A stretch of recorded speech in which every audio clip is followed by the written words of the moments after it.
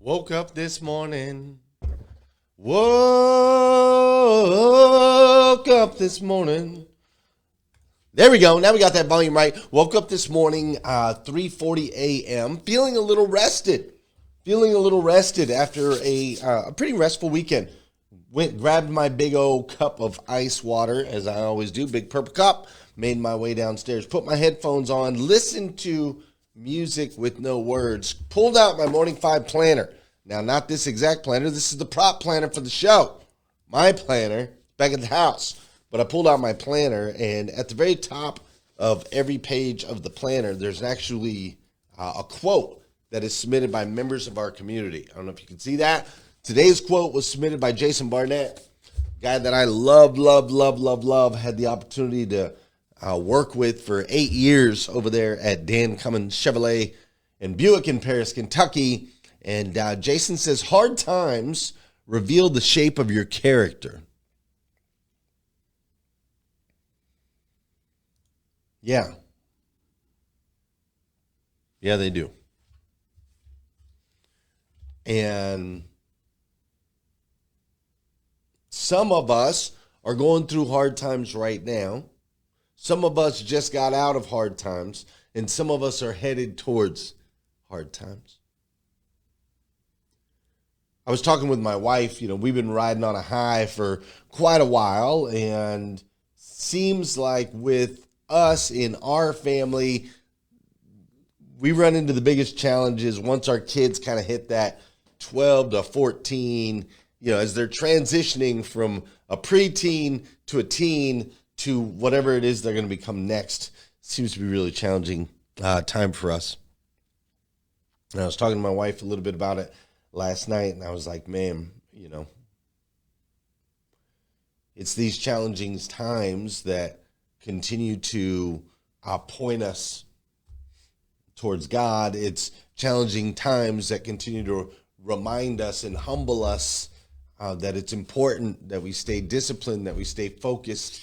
It's challenging times that strengthen our relationships and our bonds in the long run, but they're freaking no fun to go through, right? Like, we know that hard times reveal the shape of our character. We know it, but that doesn't mean we want to jump right into the deep end.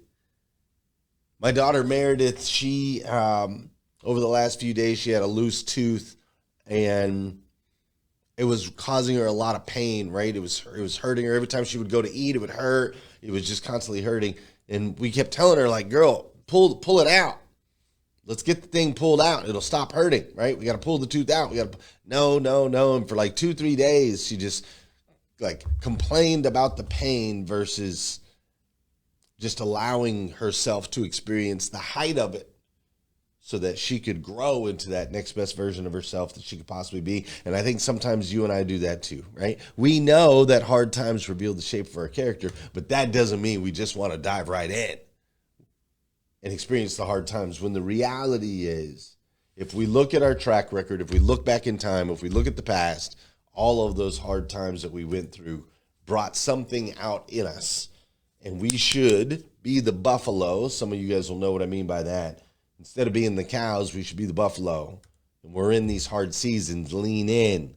Get through them as fast as humanly possible, even if it hurts.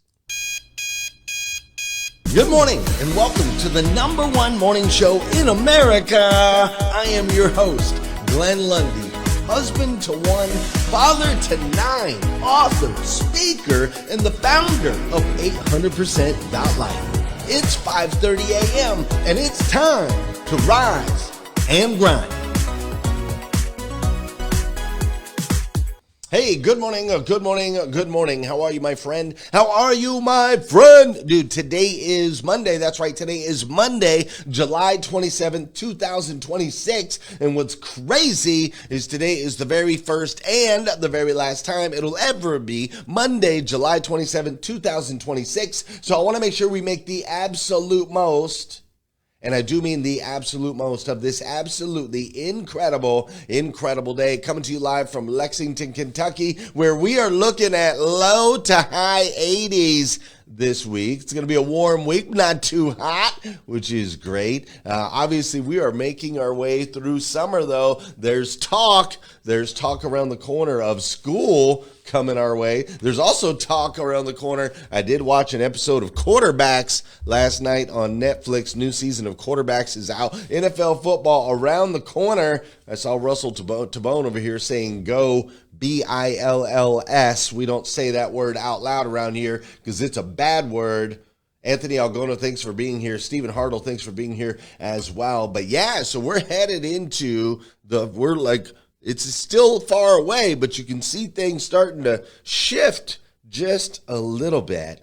And me and my family, we're coming off of a fairly eventful weekend. Started off Saturday morning, got the opportunity to watch our racehorse 800 do what's called breezing. So he went out on the track. He is over at the Thoroughbred Training Center, which is the best training center in the world as far as I'm concerned. But he was at the Thoroughbred Training Center. This was his first time out there breezing since he made the move last week, and he did an okay job. It wasn't a crazy time. It wasn't a mind-blowing time, but his stride was absolutely beautiful. It was just absolutely incredible. So we got to do that this weekend. Also, Meredith and Fisher. I dropped off Meredith and Fisher. Meredith's my 10-year-old. Fisher's my 9-year-old. I dropped them off for their first ever camp. This is the first time they've ever gone to camp in their life. It's our first time not having them with us for 4 nights, I think it is, that they're gone.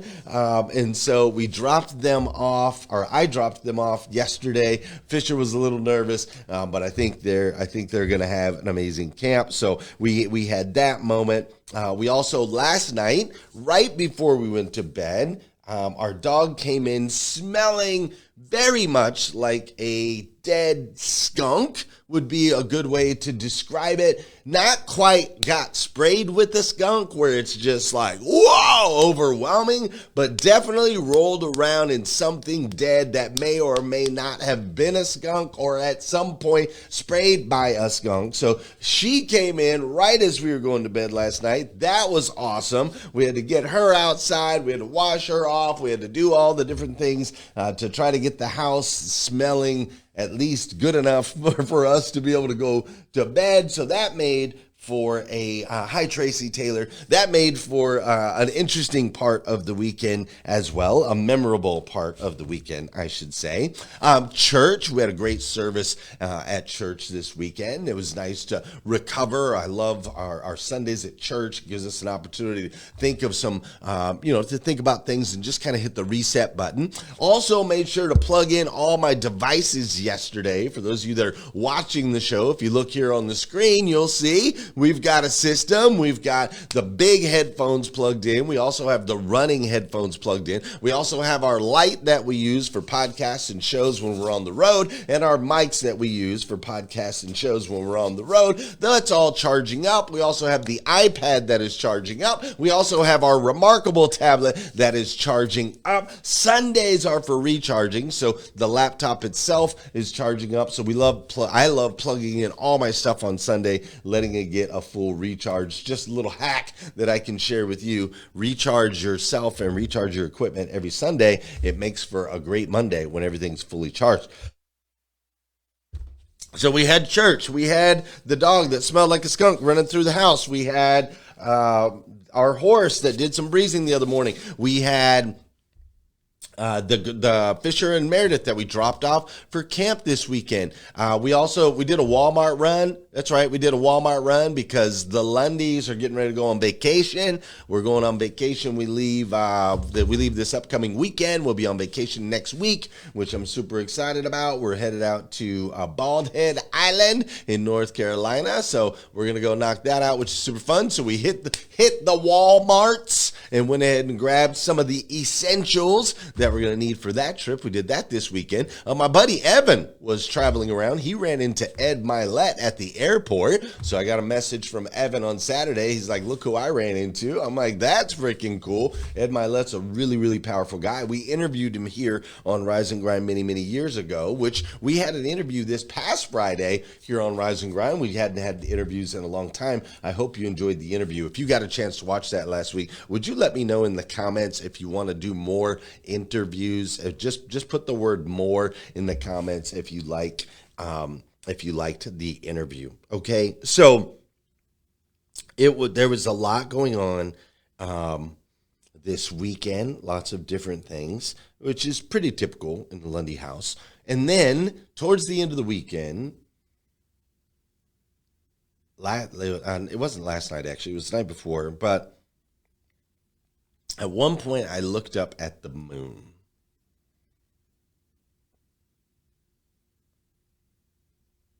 And we're in that season where we're almost at a full moon, right?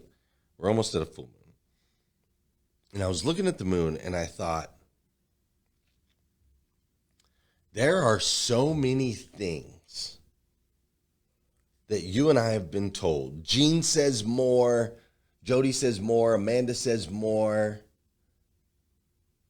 Liza says she just got Bart's book. Nice. Just got Bart's book. Yes, I ordered 50 copies, Liza. I'm excited to get them.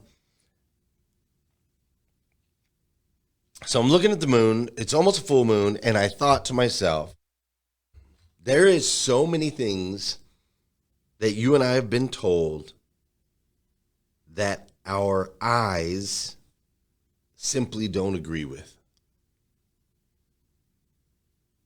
Right? Like here's what I mean by that. According to science, right?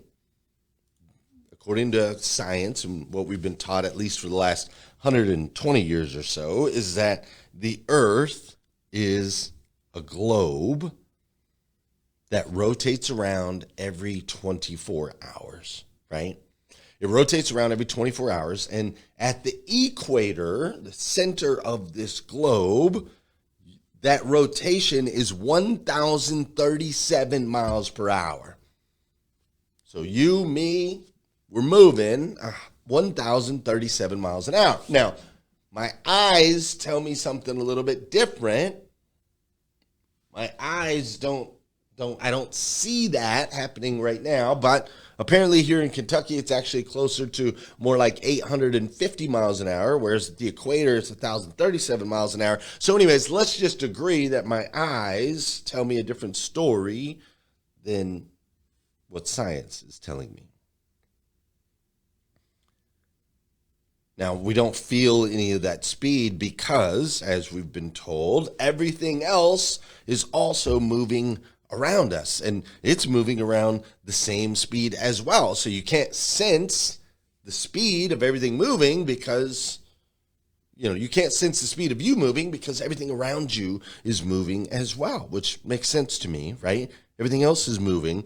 Now, meanwhile, we are 92.96 million miles from the sun. And we are traveling at 67,000 miles an hour around the sun. So rotating at 1,037 miles an hour, but then the whole thing is moving at 67,000 miles an hour around the sun. So 18.5 miles per second, which is why it's 365 days in a year as we make our way around the sun at 67,000 miles an hour. Now, I know this is a lot of math, this is a lot of numbers, but this brings us to the moon that I was looking at the other night. Now, the moon is 238,000 miles away, and apparently it's traveling at 2,288 miles an hour, which gives it a 27.3 day orbit, and it's also spinning around, and it spins around one full rotation every 27.3 days. Now, we're tidal locked Okay, we're tidal locked, and what that means, what's up, AP? Great to see you, sir. My man, let's go. AP is one of our trainers with 800. It is great to see you, AP. Thanks for being here. So meanwhile, the moon is tidal locked in a way that even though it's traveling at thousands and we're traveling at thousands, and then we're moving around at 67,000, we can only ever see the dark side of the moon because it's tidal locked. We're spinning in a circle, it's spinning in a circle, but somehow we're rotating and it's rotating in the exact way that no matter what you do, you can't see behind curtain number 2. And so, my eyes see something different than what we're being told. Now, also, because the earth is heavier than the moon, it actually creates a little bit of a wobble effect as the moon moves around. If you look it up, it says that there's actually a wobble, and our earth is actually not a globe. According to NASA, it's a heliosphere, so it actually bulges at the top and bulges at the bottom, but it's a little thinner in the middle, which is different in the picture that I've seen. But it's weird because my eyes can deceive what's really happening. Then the sun on top of that is orbiting the Milky Way, which is 27,000 light years, and it's traveling at 514,000 miles an hour. And then the whole thing is moving at 43,000 miles per hour towards the solar apex. And then the entire galaxy, if you didn't know this part, the entire galaxy, once you add up all those pieces, the entire galaxy is moving at 1.3 million miles an hour. Now, that's what they tell us from science. My eyes see something a little bit different, but the science says that that is the case. But what I find interesting is there's also another story. Like the Bible says there's this thing called Noah's Ark and that there was a flood, but science says that's too crazy. There's no way that could happen. And then the Bible talks about the Red Sea, and the Red Sea got parted.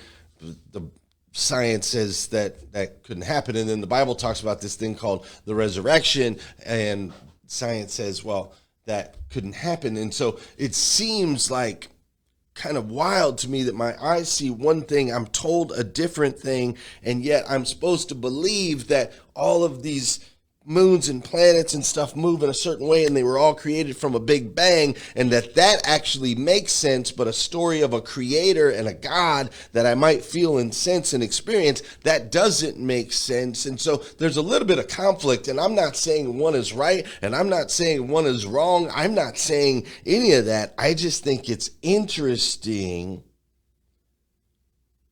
that our eyes and our experiences can say one thing, but yet we can be told something else. And one thing is too crazy to be true, but the other thing that seems absolutely crazy has to be true. I'm starting to think that maybe you and I are just idiots. And maybe we really don't know anything. Could be wrong. Let's talk about it. We're going to talk about it this week. We're going to have a lot of fun on the show this week. We really are. Is that music loud enough for you? We need to turn it up for remote. Let's turn it up just a little bit. All right, for those of you that know, trust me, we're going somewhere this week and you're going to love it. You're going to love it. All right? All right, let's get our bodies in motion because we're running out of time already. Let's get our bodies in motion. All right? An object in motion stays in motion. An object at rest stays at rest. All right, so let's get it going. For those of you that know and those of you that don't know, this is the part of the show where I need you to hit that share button. That's right, I need you to hit that share button because I believe if we can change the way people start their day, it'll make a massive impact on this planet. I truly believe that. And sometimes all it takes to change the way somebody starts their day is for you, yes, you, to hit that share button. There's a bunch of you in here today. Facebook's loving us today. So make sure you hit the share button, make sure you hit the like button, and make sure you say good morning to me. You say good morning to me, and I'll say good morning to you, whether you're watching live or you're watching on replay. Okay? Let's do it. Marilyn Wilkin, good morning to you. Thanks for being here. Julio Soto is in the building. Thanks for being here, Julio. Robert Pollard in the building. Mike Larkin, good morning. Good morning. Samantha Star Baker is here today. Thanks for being here, Samantha Star Baker. Russell Timone, what up, what up, what up, what up, what up, is in the building. Mike Rendine is in the building. Wes Storm is in the building. We've got Johnny Hyatt is up in here this morning. How you doing, Johnny Hyatt? Allison Turner is in the building. Dwayne Moser, what's up, Dwayne? Great to see you, sir. Thank you for being here. Trisha Rue is in the building. We are packed house today. Tony Thorstad, grateful to see you. Judith Coletti in the building. Deborah Livingston in the building. Robin Price is in the building. Sonia Merritt in the building. Robert Migliaccio is in the building. Gene Hughes in the building. Spencer, I already said Spencer. Tony Schmidt is in the building. Let's go. And so many more, so many more, so many more. Thank you guys for being here. I greatly, greatly, greatly appreciate it. Let's go. This is going to be an incredible series. I'm super excited. Let's dive in. Does that sound fair? Let's just get right after it. Go.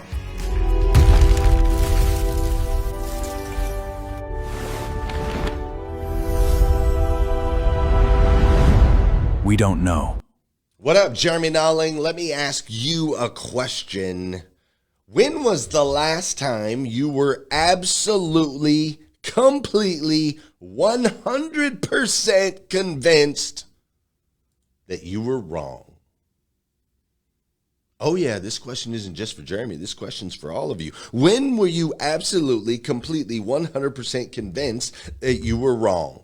Now, not when someone forced you to admit that you were wrong. I mean genuinely. When was the last time you discovered you're like, holy crap, I have believed this for 20 years, and it turns out I wasn't even close. What's up, J Law? Great to see you, right? When's the last time you were like, bro, I wasn't even close? Like, dude, my kindergarten teacher told me that salt was really, really bad for you and you should never eat salt. That's what my kindergarten teacher taught me. And for 30 years, I was like, never put salt on nothing, bro. I just believed. I just believed salt was the worst thing on the planet. Like, salt was worse than cocaine, right? Like, I would do a drug before I would put salt on my food. I wasn't even close. When was the last time that happened for you? What's up, Michael? Great to see you. Now, if you think about it, though, it's probably rare, right? Many of us probably had to really think about that question, not because we're always right, but because if you think about it, our minds actually don't work that way. You see, you and I's brains are prediction machines. You and I's brains are constantly trying to make sense of chaos. That is exactly what's happening. At all times, you and I are trying to make sense of chaos. We are taking incomplete information and then we fill in the gaps. That's what we do. We take incomplete information, we fill in the gaps. And here's the scary part. Once a story is built in your mind, your brain starts protecting that story. Like, your brain starts to notice evidence that agrees with whatever that story is, and it ignores any evidence that doesn't align with the story you've created. Now, this isn't because we're evil. It's not because we're dumb. It's because simply that's how humans survive, right? I say it all the time, like, people will be like, hey, I think my boyfriend's cheating on me. And I'm like, oh, okay, cool. Well, you should talk to him about it. Well, I saw this in his phone and he did this thing and then he did this and then he did over this. And meanwhile, the boyfriend's like over here looking at fishing videos or something, right? But all of a sudden the narrative is, because I think he's cheating on me, I now see this and this and this as him cheating on me, right? And then next thing you know, what you end up doing is you end up creating the thing that you don't want to happen in your life, because you start creating all this evidence that you are filling in the gaps when 99% of the time, I don't know if you realize this or not, I know I sure have, 99% of the time that thing I thought was happening is not actually happening. Why aren't they calling me back? They're not calling me back because they're thinking about this, or they must be saying this, or I must have said this. Maybe I screwed this up. up. Maybe this, that. We create these narratives, right? Whenever we don't have full information, we create a narrative. And then we take that bias and we freaking run with it, bro. Like, think about it. Think about eyewitness testimony, right? Eyewitness testimony. Two people witnessed the exact same accident. One of those people says the light was green. One of those people swears the light was red. One of those people remembers a blue truck. The other person never even noticed a truck. So who's lying? Maybe neither. Maybe neither one of them is lying. Because your memory, my friends, is not a recording. Your memory is a reconstruction. Every single time we remember something, our brain actually rebuilds it from scratch. It's not a recording. It's not a file. It's not like Netflix where you can go back and stream it. That's not how it works. Your brain rebuilds it every single time. We're seeing this now with AI. We can see this now more, and we're starting to understand this a little bit more. I made this quick little clip with AI this morning. Look at this clip.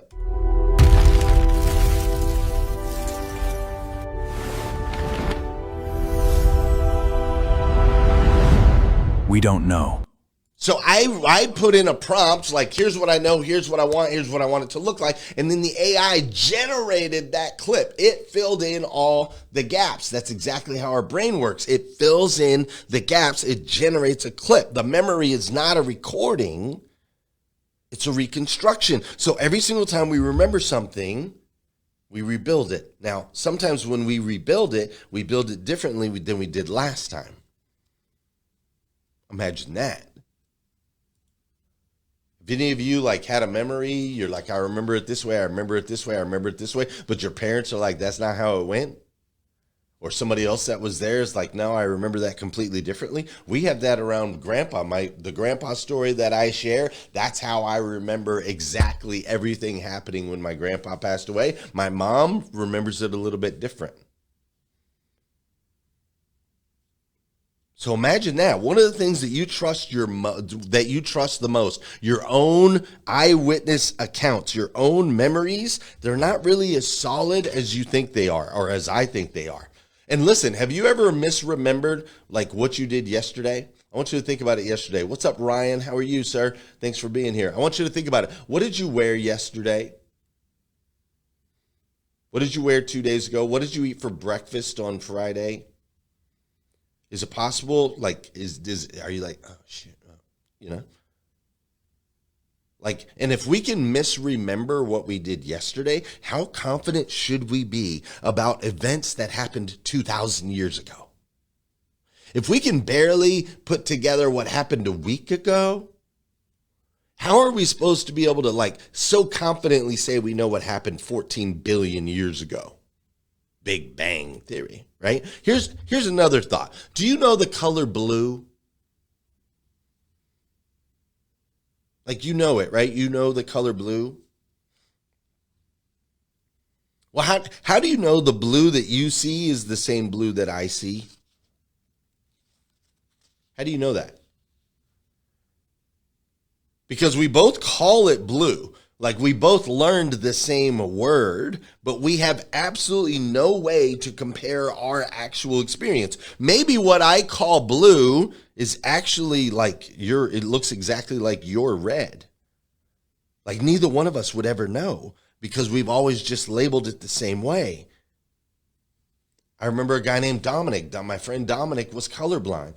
And so I helped him in school. What's up, Sean? Oh my gosh. Lackmacher, Sean Lackmacher. My friend in school, he was colorblind.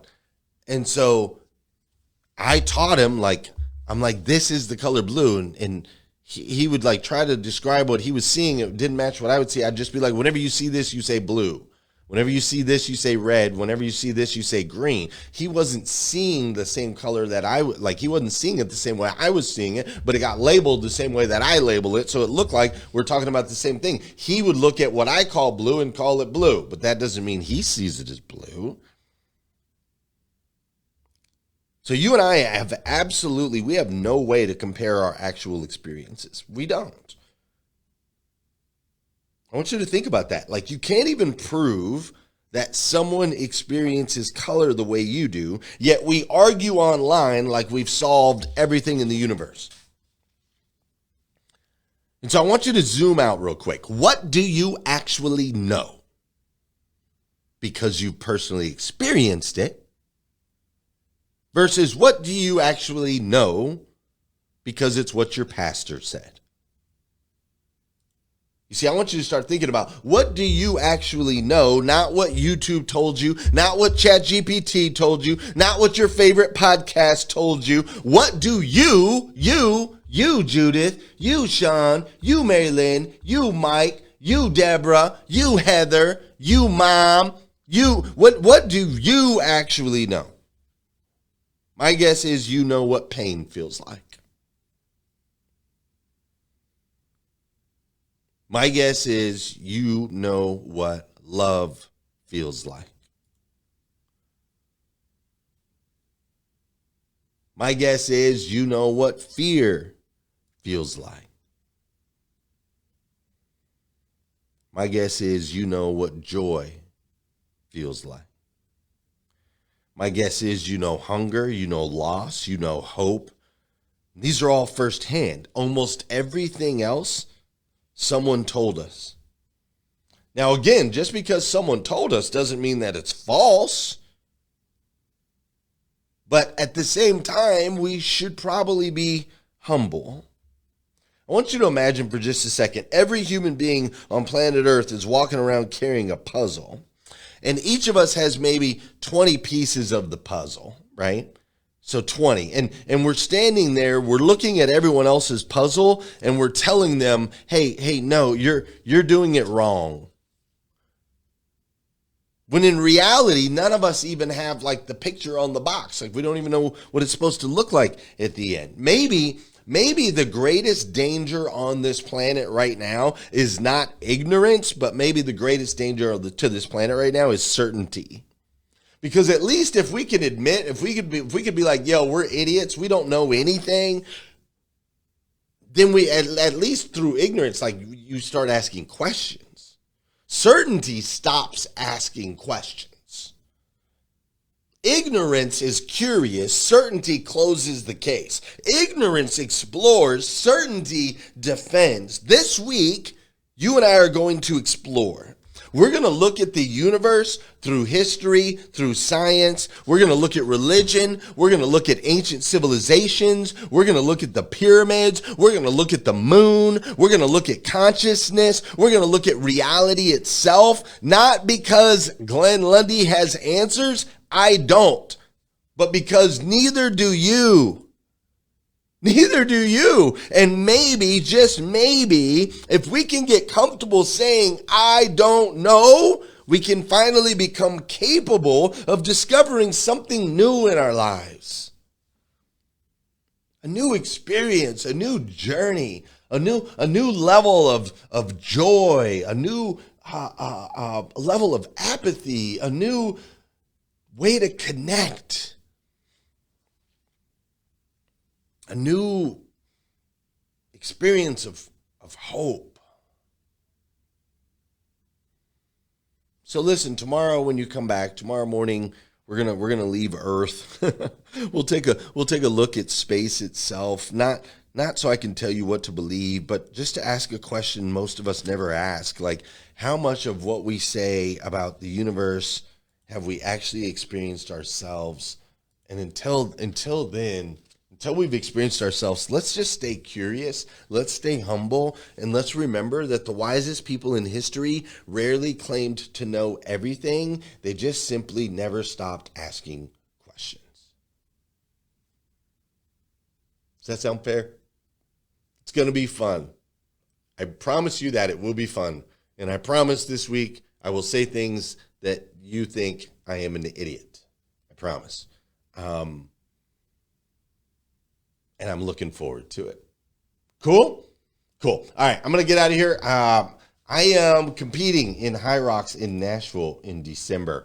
I'm gonna do doubles this time. I did singles last time. I won't be doing that again. I'm gonna do doubles. I'm gonna compete in High Rocks Nashville. So my training for that starts today. So I'm gonna go hit the gym and start training for High Rocks Nashville. Now, I also think I'm going to be on with Mary Lynn Wilkin on Breakfast with Champions at some point today. Am I coming straight over, Mary Lynn, or what time are we doing that? I'm going to be on there too. So if you want to hop over to Clubhouse, Breakfast with Champions room, go hop over there. It's always motivational, educational, and inspirational.